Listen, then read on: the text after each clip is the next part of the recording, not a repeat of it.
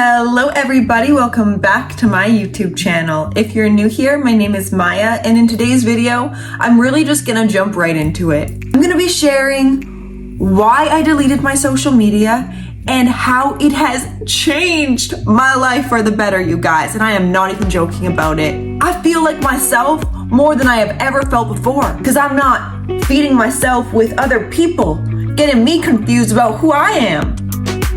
So, if you're intrigued by this point, let's get right into it.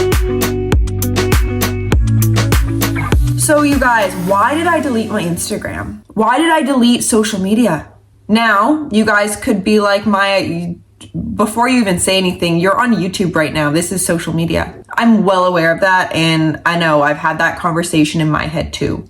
For me, YouTube is an outlet for me to fully express myself in a true, authentic way. I can control what I'm feeding my mind. You know, when I'm on YouTube, I look up a lot of personal development stuff, just things to better me and for me to gain knowledge. I don't really look into other people's lives and what they're doing and what they're boasting about. I don't care about that. So for me, YouTube, I don't really correlate within the realm of social media because I think it's a powerful outlet for people to truly be themselves, to gain a lot of knowledge on here. So disclaimer before I get really into it. Why did I delete Instagram, Twitter, TikTok, Facebook, etc.? Well, first things first, I personally had an awakening within my life of why I was specifically using those apps. And personally, for me, it was for validation. I would post things on there that were resonant at the time, that represented who I was as a person at that given point in time when I didn't have the knowledge I have today. And my identity on Instagram, social media was all based upon what I look like. And I would try in the captions, to do a nice heartfelt caption. I don't think people followed me for that reason. I was showcasing myself half naked. I was, and I'm not saying this is a bad thing. If you like to do that, go for it. I'm just, again, saying my experience. From taking a break off of social media and actually truly, first off, being real with myself. I had to be really honest with myself. I had to look myself in the mirror. When I was snapping a picture to post on my story, there was a voice that was like, Maya, why are you doing this? Like, seriously, what is the intention you are looking for out of this mirror selfie? What value is it providing? Well, the value it was providing was a personal value of wanting validation from other people to make me feel better about myself. And truthfully, I think this is a huge problem in today's society. I think today's society has an all-time high of people truly being addicted to validation and them not being consciously aware of it. Where this can become really dangerous, you guys, especially for future selves. If we are getting validation through social media at a younger age, based off what we look like or, the content we're posting, there will come a time where you must validate yourself. You must. Because when we mature in this life, validation is not going to be as easy to get as we are like young in our 20s or 30s or whatever. We need to learn how to validate ourselves in our 20s, young. Like, start young validating yourself. And that's at least my experience. I've learned how to validate myself. I've learned to, instead of posting a picture of myself, instead just looking myself in the mirror and being like, Maya, you look good. You're cute. You don't need to be doing all that. You don't need to be doing that for attention. Because I've gave myself my 100% attention. I've become able to validate myself fully.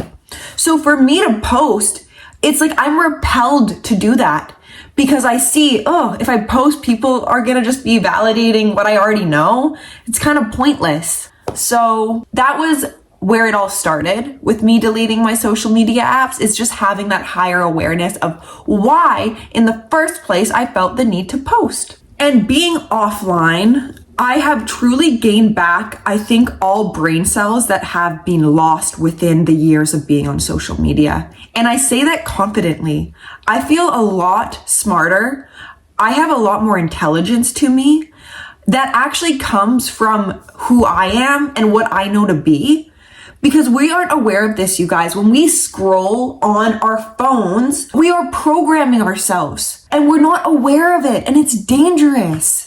We have to become aware of what are you looking at every day. Are you on your couch scrolling and there's a beautiful sunset happening outside of your window and you're too concerned about what Becky's pancakes look like? Becky's pancakes, gotta try that. Come on, there is a sunset right in your window and you care about Becky's pancakes. When you have these realizations, it gets a little silly. Especially, you guys, if you check your phone first thing in the morning and right before you go to bed, that is the most likely for you to be subconsciously programming your subconscious mind. And your subconscious mind is what attracts to you what you get in this world. So be aware of that. What are you feeding that? That is like you programming your mind to experience certain things that you might not even want to experience.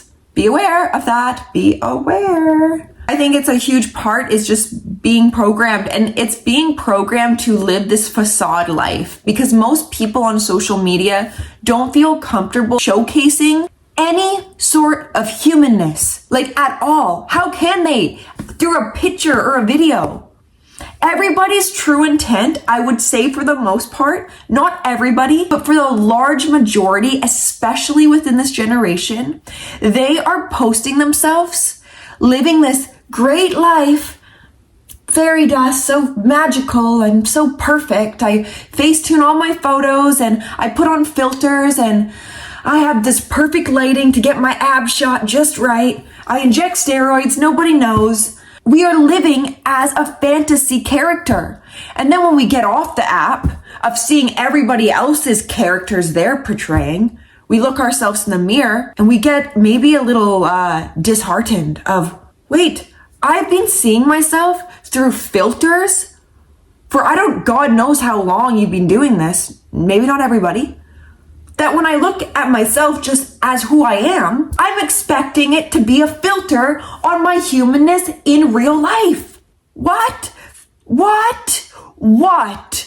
We have women taking what their filtered face looks like on TikTok or whatever filter they use, taking it into a surgeon's office and say, I want to look like this. This is who I want to look like. I want to look like my character. So when I am in reality and people perhaps see me on the street, they will see what I'm portraying online. Because guess what? Most people do not look the same as they do in real life. They don't act the same as they portray on camera as they do in real life. Because we're humans. We are not fantasy characters. But if you spend a lot of time on Instagram, on TikTok, you will associate yourself more to this fantasy character that is not benefiting you or this earth. Here's another problem I have with the app that I've become very aware of because it's hard not to see it once you see past these things. And that is social media influencers. Now listen, I have nothing against social media influencers. I do honestly have an issue though with these people having this large following and providing zero value to the people that are providing them with this influencer life, with these brand deals, with these AdSense paychecks. Like, it is the most narcissistic thing I've ever seen is these large influencers posting themselves for validation, getting followers, and then these followers applauding them to being narcissists, and then just providing them with this great life while they are giving you guys nothing in return. Literally zero. You can only see someone's face or lifestyle they live so much where you're like, why am I following this person? I ask you guys today, go through your following list, unfollow every single individual you've followed and ask, do they provide me with value? Because I'm providing them with this lifestyle by giving them a follow. Am I getting anything back in return? Question that. At least have your awareness online. Don't go offline on these social media platforms. You gotta stay online in here first, because you can become very offline in your head. You have the potential to lose a lot of brain cells if you're not careful of how you use these apps. Another point I want to address is how social media is ruining relationships. It is truly ruining people individually, but also as a couple. I personally don't want to date anyone who has Instagram.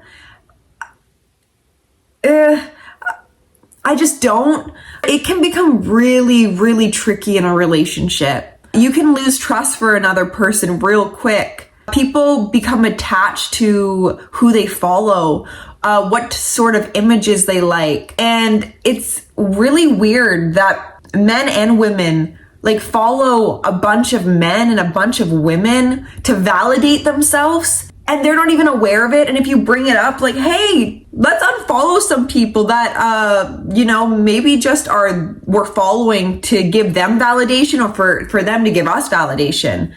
As a couple, you guys should be able to go through each other's following list and unfollow specific people that are no longer serving your guys' relationship. God forbid you say that though. Why do you care who I follow? Why do you care I like certain pictures? Because it is not normal for a relationship to always have other people in your relationship.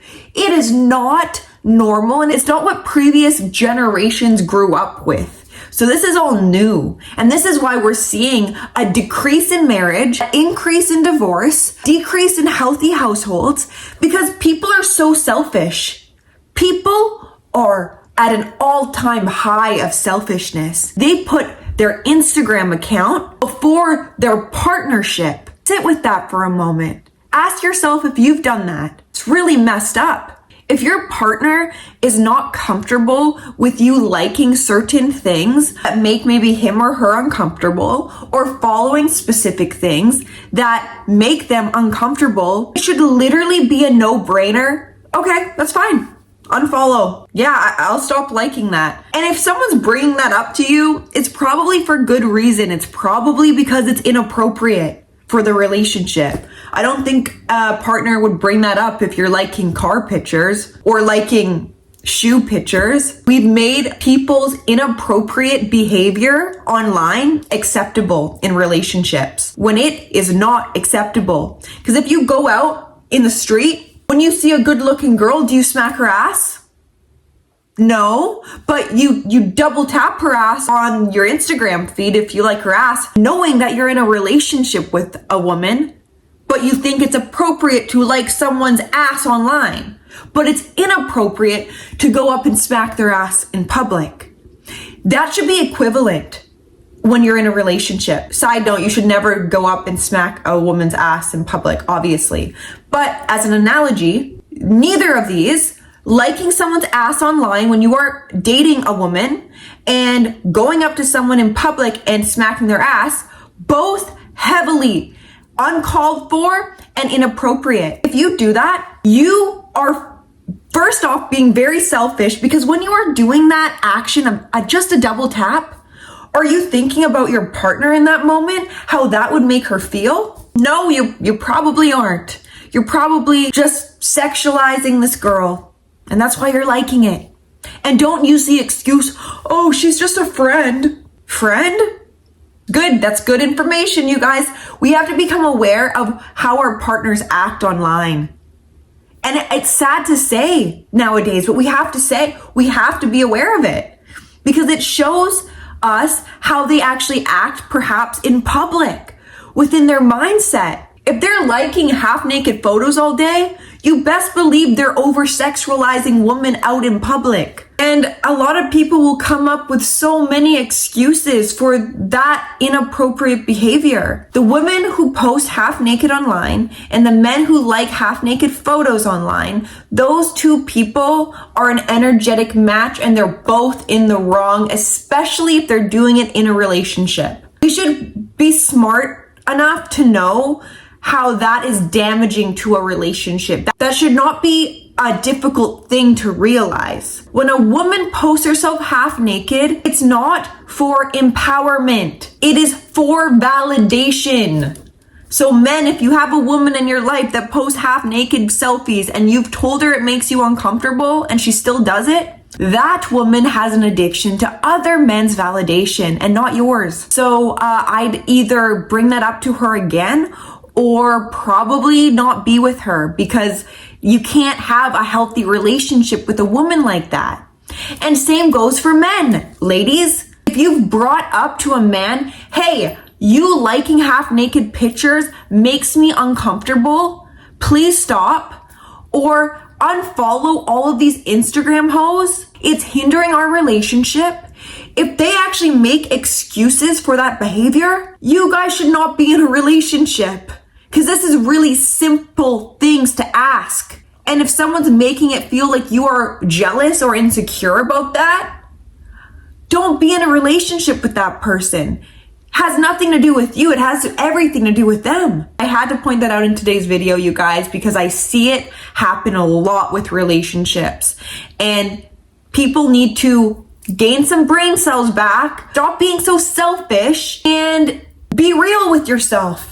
Be real with yourself. That's all. That's all. Now, the last pointer I want to address is I have a huge issue with this, you guys, personally. Now, I get it. You can have private Instagram accounts, and that's all fine and dandy. That's great. I do have a problem, though, when people showcase their children on these social media apps when they are not a private account. I think it's very bizarre behavior. First and foremost, because of how much pedophilia is out there, I think it's highly dangerous. I don't think it's necessary. Sure, you posting a picture with your kid is cute, but like you allowing your children to have Instagram accounts when they're young, having TikTok accounts when they're young children is really strange to me, because you should know as an adult how much especially this generation over sexualizes everything and the amount of pedophilia that is out there. If you see like a young child on a TikTok dancing on Instagram, doing all this stuff that like a 10-year-old, a teenager should not be doing, preteen, teen should just not be doing, you as a parent should know that your children should not be showcasing themselves online to the mass public. Now, I say this with extreme intent, not to criticize anyone's parenting decisions, but just to maybe awaken you to the reality of what this society is these days, and it's highly sexualized, and just to question why you're allowing your kids to have these Instagram, TikTok accounts and what they are even posting. 1 out of 5 men are pedophiles, and that's really scary. And I would say there's probably an increase in pedophilia these days because of the content that is posted by younger children. And I'm saying this out of love in my heart for children, for the next generation of kids. I don't want this society being overly sexualized for my children, at least. So just to become aware of that and put an end to it, the sooner the better. Once they're adults, they can do what they want. But as children, it's your job to protect them. And by them having social media, it's really hard to protect them, especially from weirdos online. That is all I have for today. This is what I've realized since deleting all my social media apps. And I just wanted to shine some light and share some perspectives I've been given since stopping the scrolling and stopping social media apps from controlling my life. And I feel a lot better, I'm a lot happier, feel more myself than ever before, and I recommend you guys at least maybe giving it a try. So if you like this video, let me know in the comments below. Give it a like, show me some love, hit the subscribe button, and I will see you in my next video. Bye.